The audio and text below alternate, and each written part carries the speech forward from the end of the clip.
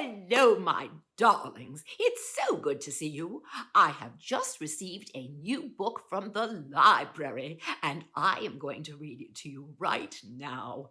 So get comfortable. It's time for Once upon a time with Beatrice Butterworth. our story today is The Sneetches, illustrated and written by Dr. Seuss. Yes, now he writes wonderful books, my darlings. Here we go. Now, the star-belly Sneetches had bellies with stars. The plain-belly Sneetches had none upon theirs. Those stars weren't so big. They were really so small. You might think such a thing wouldn't matter at all. But because they had stars, all the star-belly Sneetches would brag. "We're the best kind of Sneetch on the beaches," with snoots in the air. They would sniff and they'd snort. "We'll have nothing to do with the plain belly sort." And whenever they met some, when they were out walking, they'd hike right on past them without even talking. Oh, my dear, that's so rude. Oh, I don't like that, yes. Oh, and the star-belly children went out to play ball. Could a plain belly get in the game? Not at all. You could only play if your belly had stars, and the plain belly children had none upon theirs. When the star belly Sneetches had Frankfurter roasts, or picnics, or parties, or marshmallow toasts, they never invited the plain belly Sneetches. They left them out cold, in the dark of the beaches. They kept them away, never let them come near. That's how they treated them, year after year. Oh, my darlings, that's so rude. Oh, my dear. Then one day, it seems, while the plain-belly Sneetches were moping and doping alone on the beaches, just sitting there wishing their bellies had stars, a stranger zipped up in the strangest of cars. "My friends," he announced in a voice clear and keen, "my name is Sylvester McMonkey McBean, and I've heard of your troubles. I've heard you're unhappy, but I can fix that. I'm the fix-it-up chappy. I'm here to help you. I have what you need, and my prices are low, and I work at great speed, and my work is 100% guaranteed." Then quickly, Sylvester McMonkey McBean put together a very peculiar machine, and he said, "You want stars like a star-belly Sneetch? My friends, you can have them for $3 each. Just pay me my money and hop right aboard." Oh, so they clambered inside. Then the big machine roared, and it clonked, and it bonked, and it jerked, and it burped, and it bopped them about. Oh, but the thing really worked. When the plain-belly Sneetches popped out, they had stars. They actually did.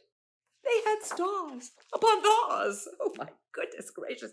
Then they yelled at the ones who had stars at the start. "We're exactly like you. You can't tell us apart. We're all just the same now, you snooty old smarties. And now we can go to your Frankfurter parties." "Good grief," groaned the ones who had stars at the first. "We're still the best Sneetches, and they are the worst. But now, how in the world will we know?" They all frowned. "If which kind is what, and the other way round?" My darlings, what's going to happen next? Then up came McBean with a very sly wink. And he said, "Things are not quite as bad as you think. So you don't know who's who. That is perfectly true. But come with me, friends. Do you know what I'll do? I'll make you again the best Sneetches on beaches. And all it will cost you is $10 eaches. Belly stars are no longer in style, said McBean. What you need is a trip through my star-off machine. This wondrous contraption will take off your stars, so you won't look like Sneetches who have them on bars. And that handy machine, working very precisely, removed all the stars from their tummies quite nicely. Then with snoots in the air, they paraded about, and they opened their beaks, and they let out a shout. We know who is who! Now there isn't a doubt. The best kind of Sneetches are Sneetches without. Then, of course, those with stars all got frightfully mad. To be wearing a star now was frightfully bad. Oh, my goodness, their faces are quite angry, my dears. Then, of course, old Sylvester McMonkey McBean invited them into his star-off machine. Then, of course, from then on, as you probably guess, things really got into a horrible mess.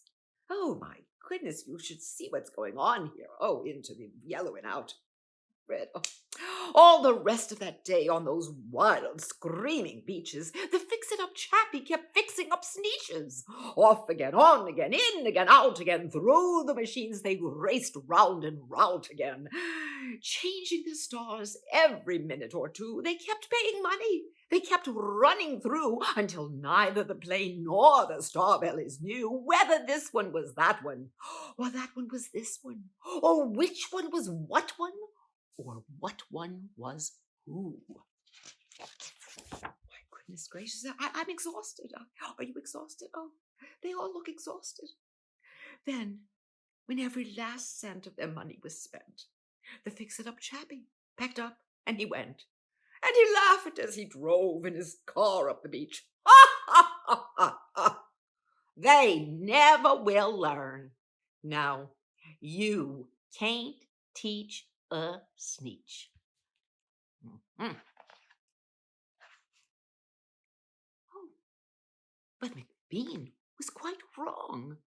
I'm quite happy to say that the Sneetches got really quite smart on that day. The day they decided that Sneetches are Sneetches. And no kind of Sneetch is the best on the beaches. That day, all the Sneetches forgot about stars and whether they had one or not upon theirs. Oh, they're shaking hands. It's so delightful. The end.